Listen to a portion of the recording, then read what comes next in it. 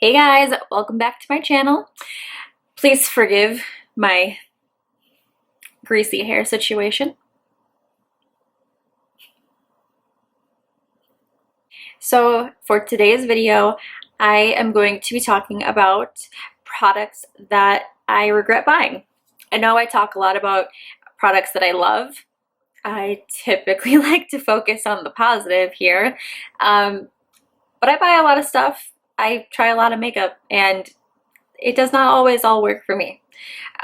Usually when something doesn't work, I will actually just return it right away. But some of this stuff, I really made an effort to love it for a while, and it's just, it's not things I can't take back anymore. So these are products that I have definitely tried to use over and over again, and I just don't love them. And it doesn't mean that they're bad products, and it doesn't mean that I dislike the brand. Honestly, a lot of these products are from some of my most favorite brands. Not every product that a brand puts out can be the best product. And just because I don't like something doesn't mean that it's a bad product, or doesn't mean that it's not going to work for someone else. Everyone has a different skin type. Everyone has different things that they like, different things that they look for in products. These are just things that did not work for me for one reason or another. First thing I'm going to start with is from Maybelline, and I use a lot of Maybelline products. Again, I love Maybelline, but this one just didn't work for me. Is the Maybelline Master Prime primer, and this is in Blur and Redness Control, and I have used like almost all of this, so I've really made an effort to like this. So this is supposed to help neutralizing redness and also to blur your pores. So it has a, I don't even know if you can see, it's honestly barely there. It barely has a green tint to it. I mean, honestly, this is essentially just about clear. I really don't find that it helps whatsoever in getting rid of any redness. You know, it's nice, it feels soft when you put it on, but for what it claims to do, it does not do it. If this was really gonna work for redness, I feel like this needs to have so much more green in it than it does. So sorry, I just don't like this one. And then speaking of correctors, this is the Sephora brand Bright Future Color Corrector in 01 Green. It is a doe foot applicator just like this, and it definitely has more of a green tone to it than the last primer that I was just showing you that had green in it. So it looks just like this. Again, like I said, way more green in here. And when you blend it out, it definitely has more of a green tone to it. So it definitely does more than the other one did. I just don't really use it. And I think partly it's because I've found so many good foundations that really cover what I'm trying to cover without needing to use a green corrector. I've also found other products that work better than this, and I just don't use it. I just don't use it. It's not a bad product, honestly. They have a whole line of concealers like this, which I think are awesome. And this is the same thing, no difference. I just don't use it. And so I feel like for me, this is only a disappointing product, not because it's a bad product, but just because I simply don't use it. I bought into the hype. I bought into the color correcting hype, and I don't use it. So I will probably pass this along to someone else who maybe will like to try this more than I will. It's kind of hard talking about things that you don't like. So this is a product from Tarte. I love Tarte. I love Tarte, okay? So this is the Tarte Amazonian Clay waterproof 12-hour concealer. It is in packaging like this. It comes in a stick. You just twist it up. So this is, like it says, supposed to be a waterproof concealer. And this is very high coverage. If you can see, I put it right here. I mean, this is like really high coverage.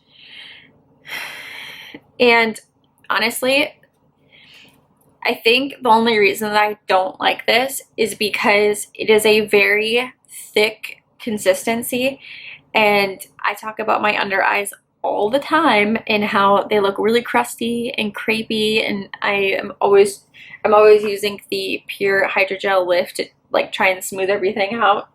Ooh, my voice cracked. So I think what I need for my under eyes is a lighter consistency, still full coverage, but a more liquid consistency than this. So again, not that it's a bad product, I just think for my own skin type and the issues that I have, this just doesn't work for me. Honestly, this dries really well.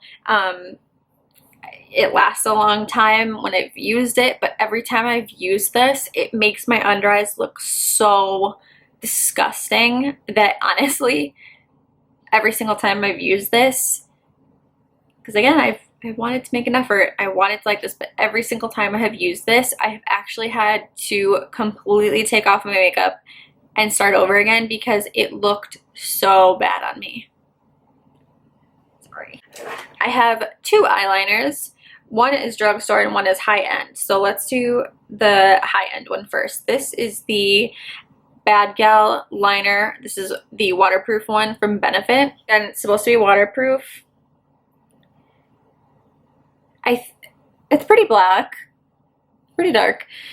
Honestly, the reason I don't like this is because it claims to be waterproof, but whenever I use this on my eyes, it would always smudge, get everywhere. It never stayed where I put it. It didn't work because in the area where I wanted to use it, or I expected it to be waterproof and to stay in place, it didn't stay in place.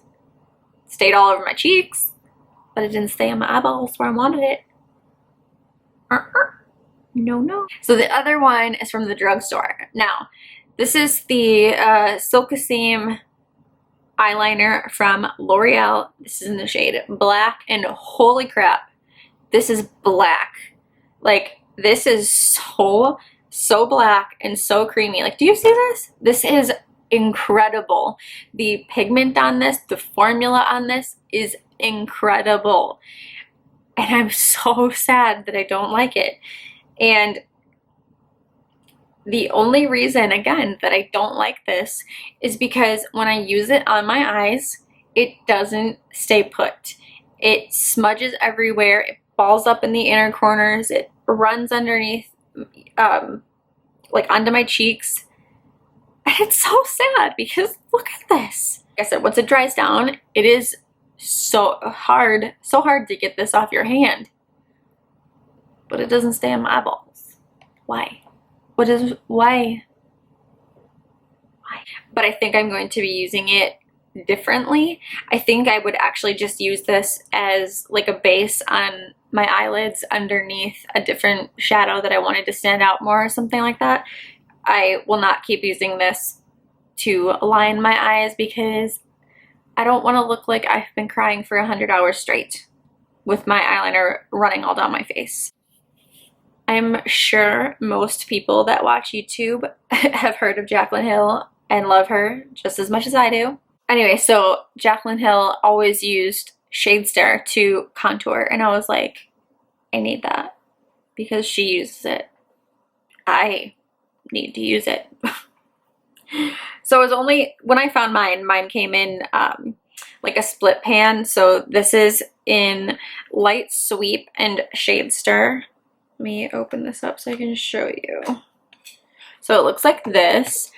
So this shade is supposed to be a highlight, and then this is the contour shade. They're beautiful.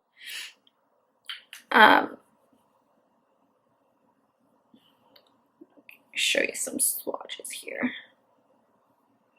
So these are what they look like. Honestly, you can't even really see the highlight shade. And then that is the contour shade, Shade Stir. Again, the product, the formula is really, really nice. It's super blendable. There's nothing wrong with the product. It's that I thought I am Jaclyn Hill and that this color would work for me, and it does not. So I never use it because it's way too dark for me. So pretty much the only reason I don't like this is because I am not Jaclyn Hill and I do not have her skin tone. Mostly it's my own fault because I assumed that Jaclyn Hill and I are twins. We're not.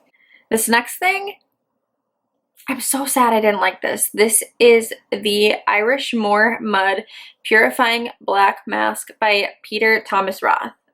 This thing is so expensive. This is like, I'm pretty sure this is over $50. Like, ugh, it's so sad. And it is supposed to do like 1,000 different things. It's supposed to purify, decongest, hydrate,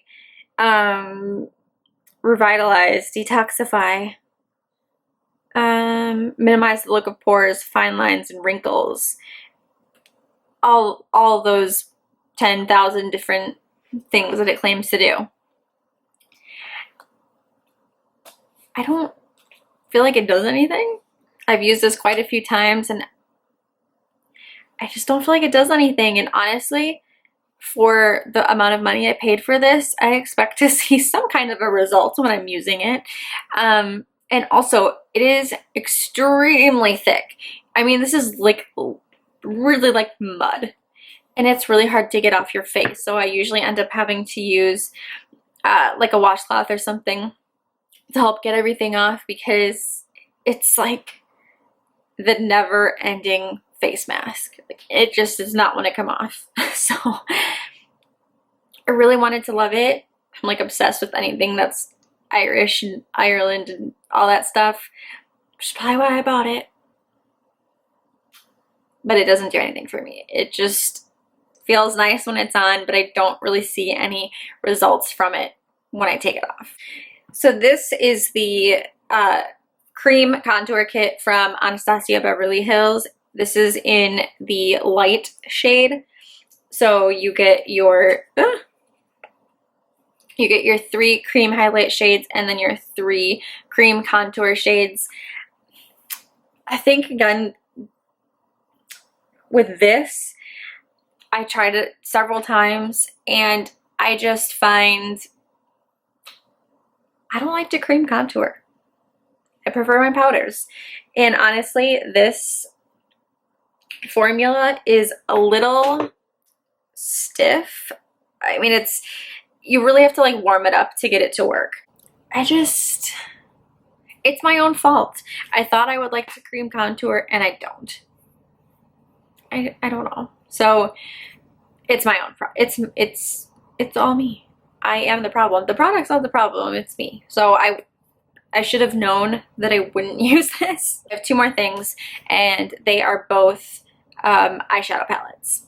So the first one is from Smashbox and this is the Full Exposure eyeshadow palette, which looks like this on the inside. So this side right here is more like warm tone kind of, and then the side down here is more cool with your bluish silver gray tones.